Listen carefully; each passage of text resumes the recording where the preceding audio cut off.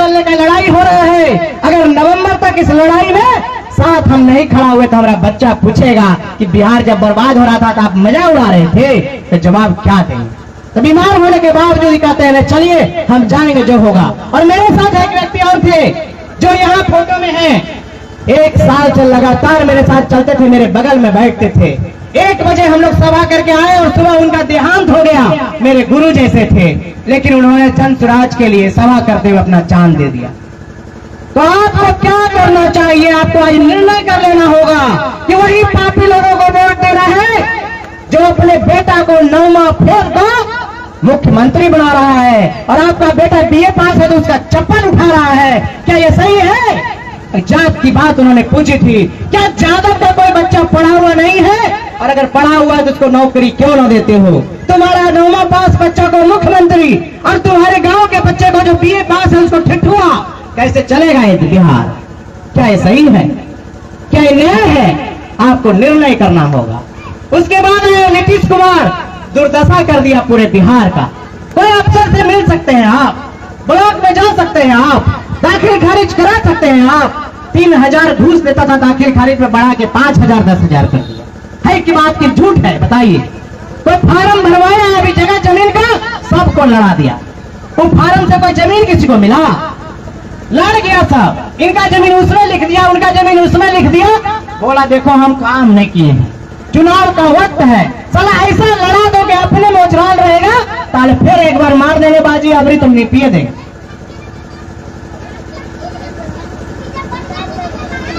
हाँ, अरे माइक दे दीजिए ना। कौन कौन कौन? हाँ बिल्कुल। तो वो जो भी हुआ तो उसमें जात के आधार पर नहीं ना हुआ। अच्छा हुआ तो जाते आधार नहीं ठीक नहीं था, गाड़ी नहीं था।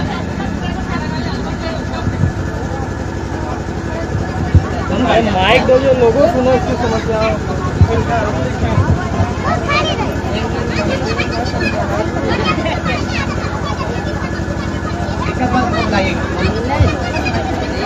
अच्छा हम आपको सारा बात बता देते हैं। उनका जाति है पांडे जी है, प्रशांत किशोर पांडे, यही जाति है। हाँ? नहीं जानते आप? हाँ तो हम जानते तब ना, हम नहीं मारे। अच्छा ठीक है, ठीक। तो वो बात सुनिए ना, हम सरकार में नहीं है बाबू। जैसे ना हमारा डीएम सुनेगा, ना सीएम सुनेगा, ना दरोगा सुनेगा। जिसको सुनना चाहिए था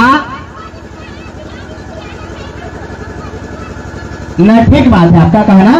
तो जैसे जो समाज में जो आपसी लड़ाई हुआ, ये तो सरकार न रोकेगी।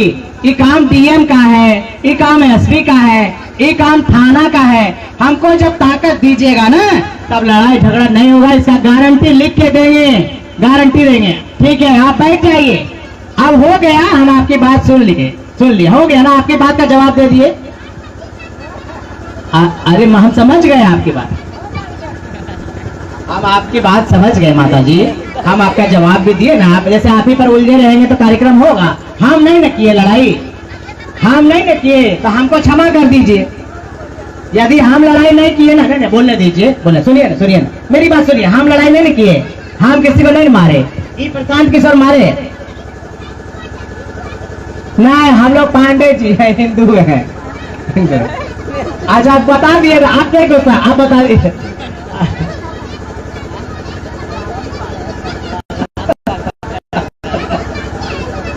बिल्कुल बिल्कुल नहीं, बिल्कुल। अरे अंगूठा से भी होता है। बिल्कुल बिल्कुल बिल्कुल।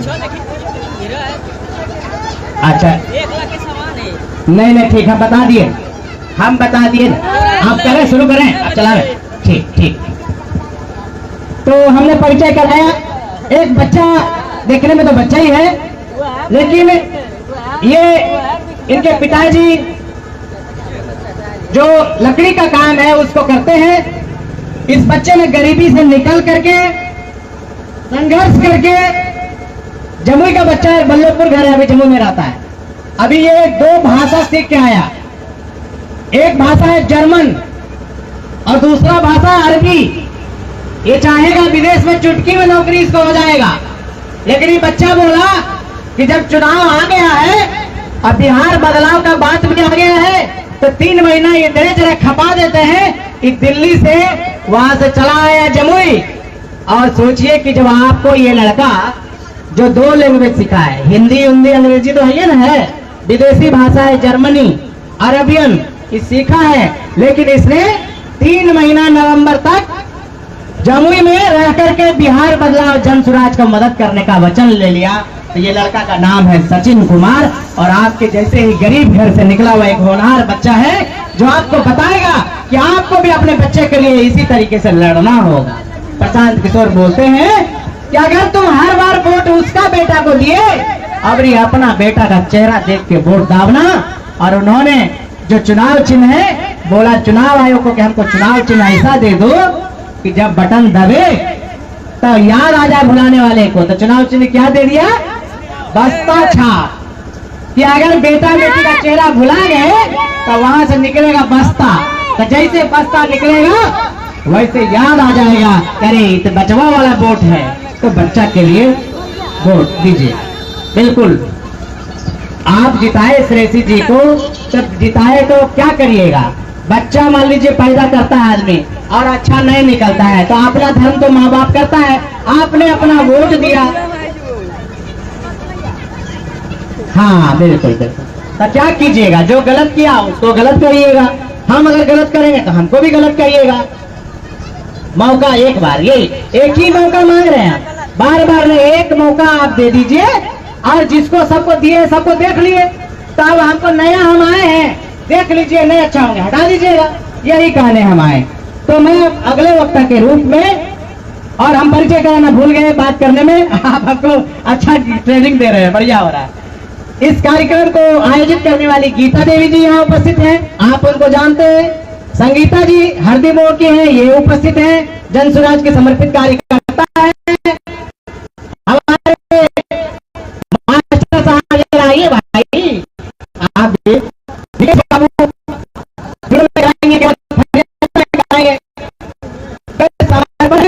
बिहार कहीं आइए, बिहार का ना हिंदू ना मुसलमान न जात न पात। तो हमारे मास्टर साहब भी लगे हुए और तमाम युवा साथी यही खाली नहीं लगे हुए, तो सबको प्रणाम है, सब माता बहन को प्रणाम है, बुजुर्ग को भी प्रणाम है। अगर कोई युवा साथी कुर्सी पर है, कोई बुजुर्ग खड़े हैं तो बैठा दीजिए, अच्छा नहीं लग रहा है 50 को कुर्सी और ला देते यार बदल से, थोड़ा कुर्सी दे दीजिए, कुछ बुजुर्ग खड़े हैं दे दीजिए। मैं अगले वक्ता के रूप में आप गीता देवी जी को आमंत्रित करता हूँ कि वो जन स्वराज में जुड़ी है और आप लोगों को संबोधित करें। ठीक है, मैं गीता देवी की तरफ से, गीता देवी के अब संगीता देवी को आमंत्रित करता हूं कि वो बताएं कि आखिर वो क्या चाहते हैं, जन स्वराज क्यों आवे।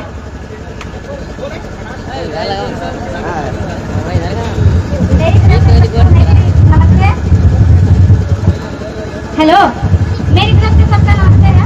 ठीक है, जो भी आए हैं, जन स्वराज में आने से यही फायदा है कि जो अपने बच्चे के लिए इतना दिन सब कुछ किए हैं, वो अभी आप आगे चल के तो कुछ नहीं कर पाए हैं। सब हुआ जाते हैं यहाँ से बाहर में जाकर के, कोई ट्रेन पर मर रहा है, तो कोई स्टेशन पर मर रहा है, तो कोई कहीं मर रहा है। लेकिन आज तक मोदी और नीतीश कुमार कुछ ना उस पर एक्शन देता है, कुछ देता है। लेकिन आप जो अपना उम्र को बढ़ाइएगा उसके लिए कुछ आगे कदम बढ़ाइए, ताकि मेरा नेता कोई अच्छा बने, ताकि मेरे लिए कुछ करे। और जन स्वराज पार्टी में यही है प्रशांत किशोर का कहना कि हम अपने लिए नहीं, हमको वोट दीजिएगा, लेकिन अपने बच्चे के लिए वोट दीजिए, अपना बच्चा को संस्कार दीजिए, अपना जो कदम है उसको आगे बढ़ाइए। क्योंकि बिहार के युवा के लिए बिहार में नौकरी चाहिए, बिहार में कोई फैक्ट्री चाहिए। आज तक कोई मोदी नीतीश कुमार फैक्ट्री दिया है क्या? बिहार का युवा कोई बिहार में काम करते हैं क्या? 12,000 की किसी को नौकरी मिलना चाहिए बिहार में, फिर क्यों जाते हैं मेरा युवा सब बाहर खटने के लिए? बाहर का जो लोग है वो 12,000 की जगह 24,000 देता है, और मेरा बिहार का लोग 12,000 वहां जाके नौकरी कर रहा है, मजदूरी कर रहा है। तो इसलिए इसका एक्शन आप लोग को लेना होगा कि हमारे बच्चे और हमारे घर का आदमी मेरे घर का बगल ही रहे, यही काम करे, यही खाए और यही साथ में हम लोग का रहे। ठीक है, और अपना बच्चा जिस तरह पढ़ा है प्राइवेट में, उसमें अपना बच्चा को नौकरी दिलवाइए। आज तक जिसको आप वोट देने आ रहे हैं वो 9वीं पास है, तो वो सोच रहा है कि हम मतलब कुछ बने। और जिसका बच्चा इंटर मैट्रिक कर लेता है उसका बच्चा कुछ बन नहीं पाते हैं, न उसको बनने का कहीं पर मौका मिलता है। ठीक है, इसके लिए हम धन्यवाद इसलिए बोलना चाहते हैं।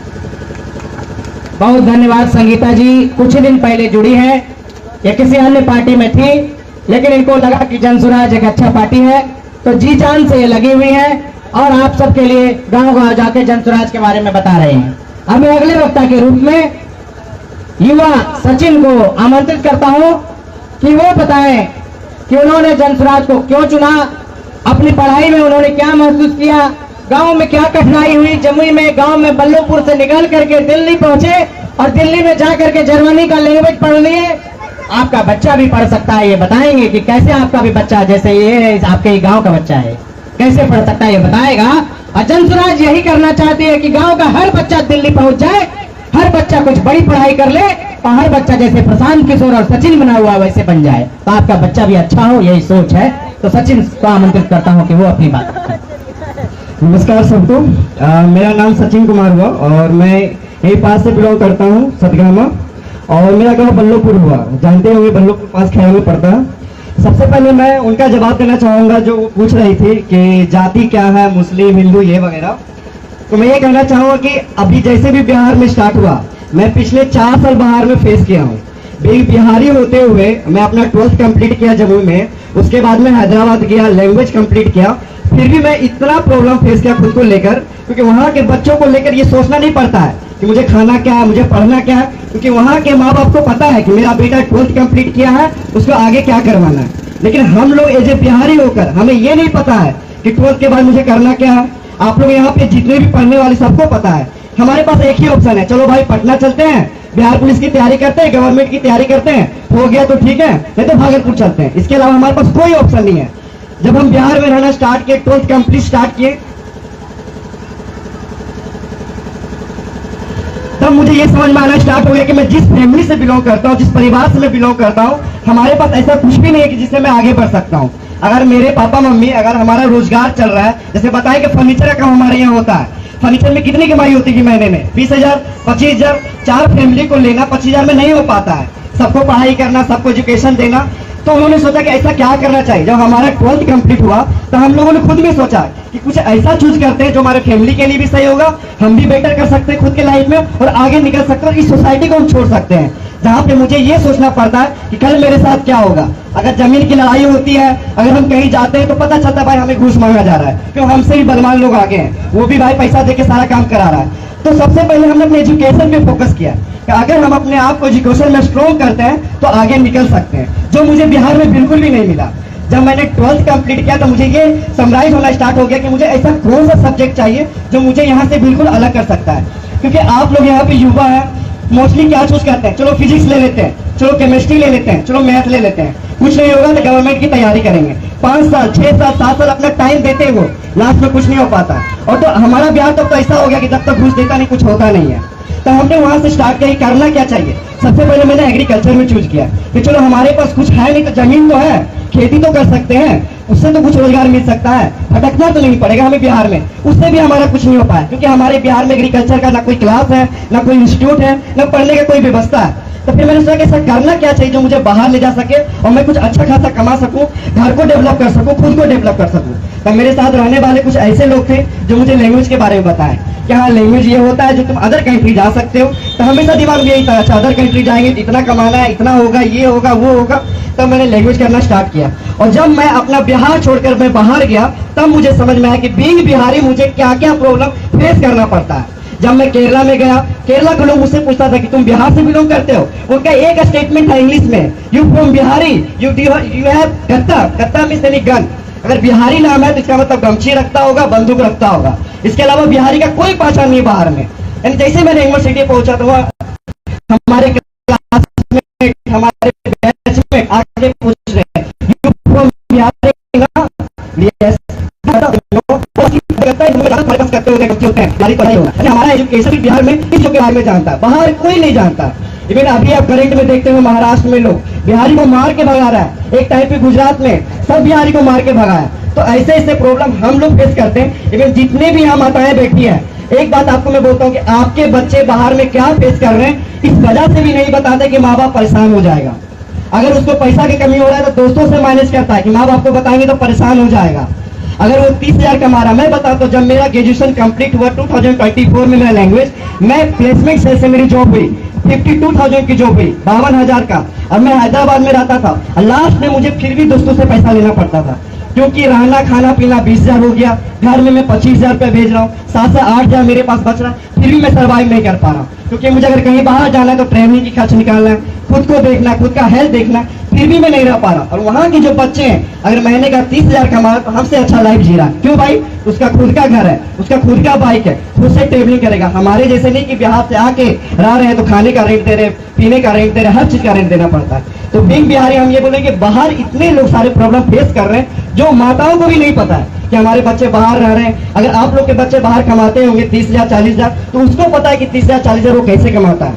सिर्फ वो घर में भेज जाके चलो 20,000 भेज दिए, माताओं को पता है 20,000 आ गए, ये नहीं पता कि बच्चा कैसे कमा रहा है।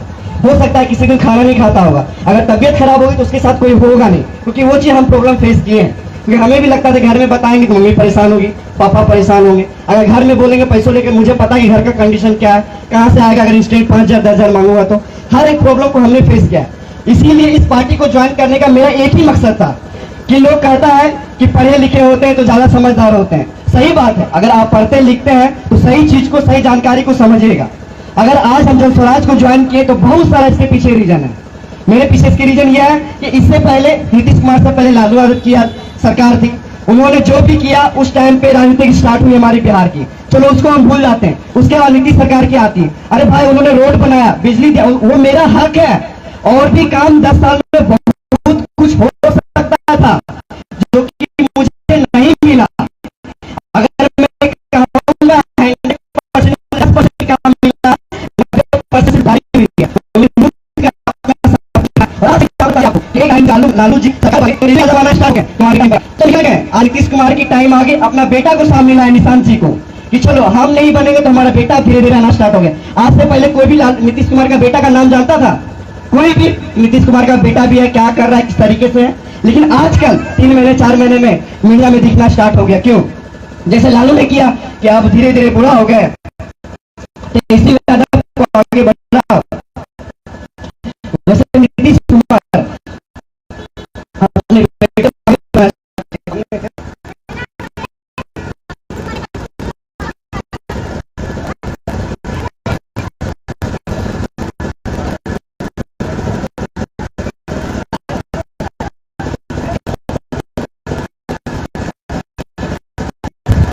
स्वराज में कई सारी मैं 50,000 में कमा रहा हूँ तो मेरे हाथ में कुछ भी नहीं आता कि ये मैं कह सकता हूँ कि मेरे अकाउंट में 50,000 रखा है, 1 लाख रखा है। अगर वही मैं 50,000 अपने बिहार में कमाऊँ तो मैं ये बोल सकता हूँ कि मेरे अकाउंट में 30,000 है, 40,000 है, क्योंकि हमारे खाने का खर्चा निकल जाएगा, ट्रेवलिंग का खर्चा निकल जाएगा, और मैं माँ बाप के साथ रहूंगा और सबको साथ में देखूंगा। जो बाहर के स्टेट में होता है, जो बाहर के राज्य में होता है, जो वहाँ के बच्चे कर रहे हैं कि घर परिवार के साथ रहता है, घर परिवार के साथ कमाता है, घर परिवार के साथ अच्छे से लाइफ जीता है, वही चार्ज मैं अपने बिहार में चाहता हूँ। इससे पहले जितनी भी सरकार थी कभी भी ये बातें सामने रखी नहीं कि बिहार के बच्चे बाहर नहीं जाएंगे। जब से ये पार्टी आई, जब से ये सरकार आई, सबसे पहला मुद्दा कि बिहार के बच्चों को बाहर नहीं भेजा जाएगा, जो मुझे सबसे ज्यादा पसंद आया। और मैं बाहर रहकर इस चीजों को ज्यादा स्ट्रगल किया हूँ। तो पहला पॉइंट है कि इस चीज को लेकर मैं जन स्वराज को ज्वाइन किया हूँ और मैं देख रहा हूँ कि इन चीजों पर अच्छी तरीके से